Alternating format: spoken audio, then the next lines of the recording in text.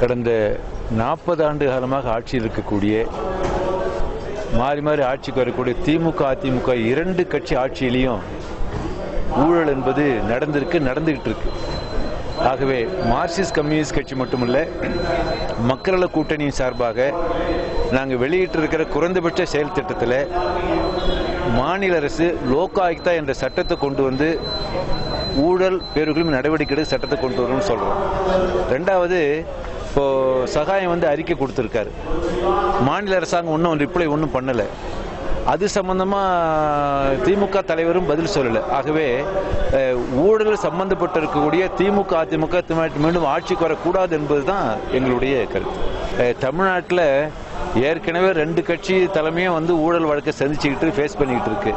ஆகவே இந்த கவர்னர் வந்து நடவடிக்கை எடுப்பார்னு எனக்கு நம்பிக்கை இல்லை. மக்கள் வந்து 2 கட்சியை தண்டிக்கணும்.